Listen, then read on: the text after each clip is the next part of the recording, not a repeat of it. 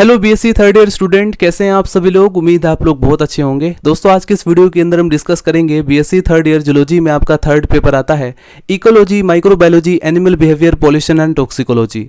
दोस्तों इस सेमेस्टर से ऑलरेडी मैं कई सारी वीडियोस अपलोड कर चुका हूं जो कि आपके एग्जाम पेपर के लिए मोस्ट इंपॉर्टेंट है। तो अगर आप उन वीडियोस को देखना चाहते हैं तो इसी वीडियो के डिस्क्रिप्शन बॉक्स में आपको लिंक मिल जाएगा, या फिर आप चैनल के अंदर जाएंगे आपको एक अलग से प्लेलिस्ट मिल जाएगा।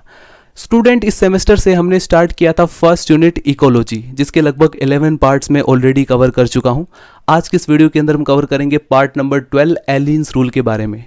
तो एलियंस रूल एग्जाम पेपर में शॉर्ट क्वेश्चन में आपसे पूछा जाता है। अगर शॉर्ट क्वेश्चन में आपसे पूछा जाए तो ये डेफिनेशन आप लोग अपने एग्जाम पेपर की जो रिटन कॉपी होती है उसके अंदर लिख सकते हैं। तो इस वीडियो के माध्यम से आप लोग नोट्स भी बना सकते हैं, लेकिन उससे पहले आप लोग अच्छी तरह से समझेंगे कि एलियंस रूल क्या है, किन पॉइंट के बेस पर एलियंस रूल दिया गया है, राइट। तो आइए समझते हैं। कुछ सेकंड के लिए इस डेफिनेशन को स्किप कीजिए। फर्स्ट ऑफ ऑल हम ये समझते हैं कि एलियंस रूल ने क्या कहा। एलियंस रूल बेसिकली जितने भी एंडोथर्मिक एनिमल्स होते हैं, यानी जो वार्म ब्लडेड एनिमल्स होते हैं, बेसिकली इन्होंने वार्म ब्लडेड एनिमल्स के अंदर भी मैमल्स को कंसीडर किया, राइट।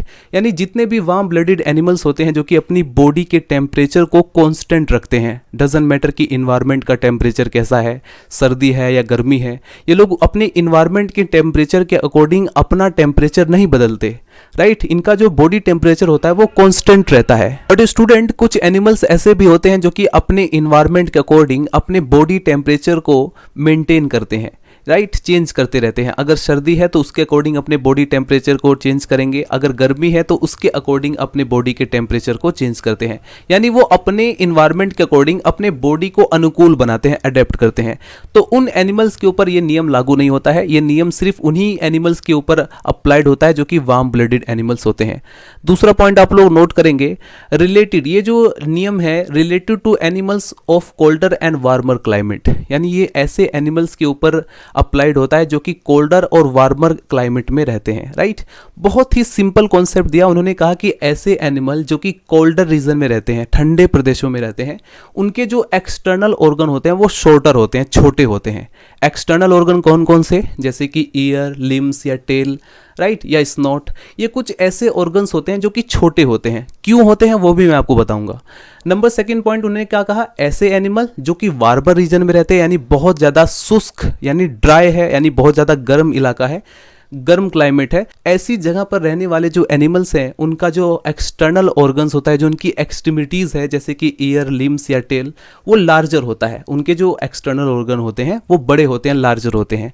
क्या कारण है उसका भी इस वीडियो के अंदर मैं आंसर दूंगा, राइट। तो एलियंस रूल के बारे में आप लोग नोट डाउन करेंगे। Allen's rule is an ecogeographical rule formulated by Joel Asaph Allen in 1877। 1877 में यह नियम दिया था। According to Allen's rule, extremities of the mammals like tail, snout, ears and legs are relatively shorter in colder region than in warmer region। बहुत ही simple concept है। Aliens के according जो mammals के एक्सट्रीमिटीज़ हैं, एक्सट्रीमिटीज़ का मतलब जो external organs हैं, जैसे फॉर एग्जांपल स्नोट हो गया, टेल हो गया, ईयर्स हो गया, लेग्स होगा, आर रिलेटिवली शॉर्टर, ये छोटे होते हैं कोल्ड रीजन के अंदर, देन इन वार्मर रीजन में रहने वाले जो एनिमल्स होते हैं उनके तुलना में, राइट। यानी गर्म प्रदेशों की तुलना में रहने वाले जो एनिमल्स होते हैं उनकी अगर तुलना करें कोल्डर रीजन में रहने वालों की, तो कोल्डर रीजन में रहने वाले जो एनिमल्स हैं उनके एक्सट्रीमिटीज या फिर आप एक्सटर्नल ऑर्गन कहेंगे वो छोटे होते हैं, जो कि मैं ऑलरेडी यहां पर बिल्कुल सिंपली समझा चुका हूं। Endothermic organism from colder region area have shorter ears and limbs to minimise heat loss. यानी ऐसे एंडोथर्मिक ऑर्गेनिज्म जो कि कोल्डर रीजन में रहते हैं उनके जो ईयर्स और लिम्स होते हैं वो शॉर्टर होते हैं, छोटे होते हैं, ताकि वो हीट लॉस को मिनिमाइज कर सकें। अब जैसे फॉर एग्जांपल मैं आपको एग्जांपल के साथ समझाता हूं। अगर कोई एनिमल्स बहुत ही ठंडे इलाके में रह रहा है तो वो चाहेगा कि उसकी बॉडी का जो टेम्परेचर है वो बिल्कुल मेंटेन रहे, कम से कम हीट लॉस हो। तो कम से कम हीट लॉस के लिए उनका जो ईयर्स है, जो एक्सटर्नल अपेंडेजेस है, वो एक्सट्रीमिटीज होती हैं, वो अडेप्टेशन के लिए या सर्वाइवल के पर्पज से वो छोटी हो जाती हैं, राइट। क्यों हो जाती है छोटी, ताकि कम से कम हीट का लॉस हो। वहीं पर अगर दूसरी तरफ देखें, endothermic organism from hot areas have a larger ears and limbs to maximise heat loss. यहां पर आप लोग स्टूडेंट लिखेंगे मैक्सिमाइज, आई एम सॉरी, यहां पर गलती से लिखा गया है मिनिमाइज, लेकिन आपको क्या लिखना है, मैक्सिमाइज। तो यानी ऐसे एंडोथर्मिक ऑर्गेनिज्म जो कि हॉट एरिया से बिलोंग करते हैं have larger ears and limbs to maximise heat loss, ताकि ज्यादा से ज्यादा हीट लॉस हो सके, right.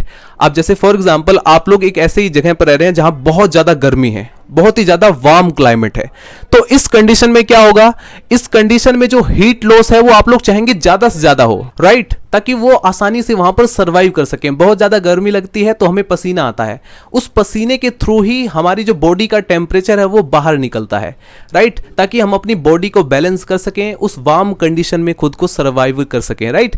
This is known as Allen's rule, यही है आपका Allen's rule. It shows differences in the ear size of 3 different species of fox, an arctic fox, Alopex lagopus, red fox Vulpes vulpes of temperate region, and the desert fox का उन्होंने example दिया मेग्लोटिस जेर्डा, right. इसके बाद आप लोग इस point को भी नोट डाउन करेंगे अगेन, अप्लाइड फॉर एंडोथर्मिक, जो एलिन्स रूल है वो एंडोथर्मिक एनिमल्स के ऊपर अप्लाइड होता है, यानी ऐसे एनिमल जो कि वार्म ब्लडेड होते हैं, अपनी बॉडी के टेम्परेचर को कांस्टेंट रखते हैं।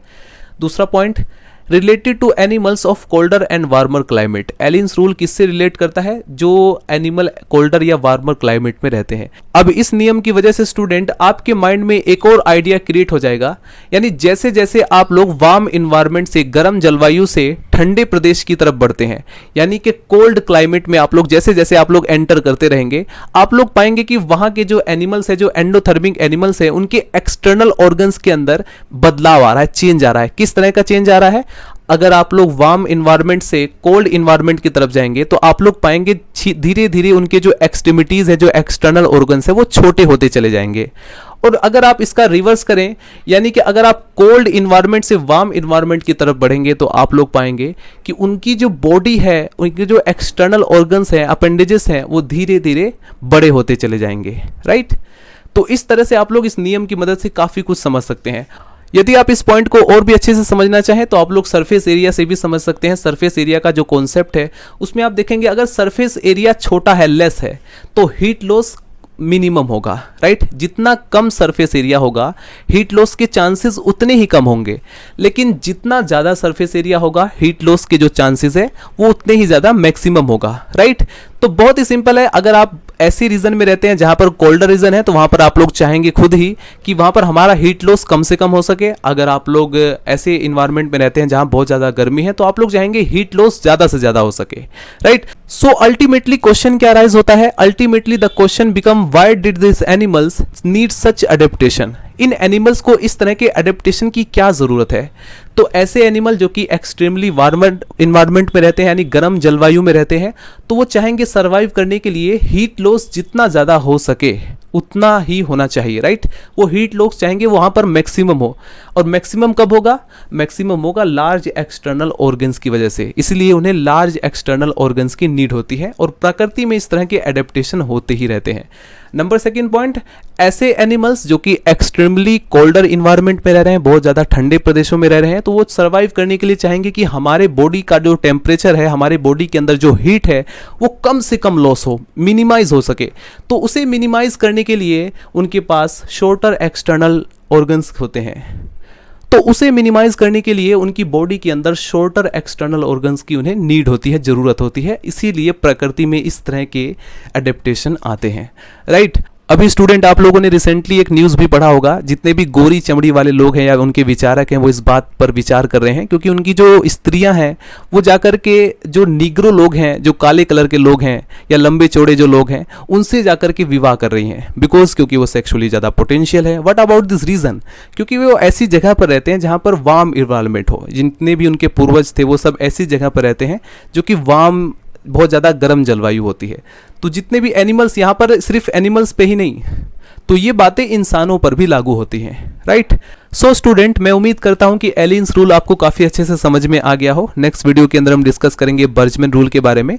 एलियंस रूल बेसिकली क्या है, ये बर्जमैन रूल का ही एक एक्सटेंशन है, राइट। एलियंस रूल में एलियंस ने काफ़ी सारे एग्जांपल्स भी दिए। उन्होंने कहा कि अभी आप लोग आर्कटिक वुल्फ जो कि वार्मर रीजन में रहता है, अगर आप उसके लिम्स देखेंगे तो आप लोग देखेंगे उसके लिम्स बहुत बड़े बड़े हैं, लेकिन ऐसे आर्कटिक वुल्फ को जो कि कोल्डर रीजन में रहता है, अगर आप ध्यान से देखेंगे तो उनके जो लिम्स है वो छोटे मिलेंगे। तो उन्होंने काफ़ी सारे एग्जाम्पल इस तरह के दिए और अपने नियम को बिल्कुल सही प्रूफ किया। सो स्टूडेंट, मिलते हैं नेक्स्ट वीडियो में। Bye bye, Tata.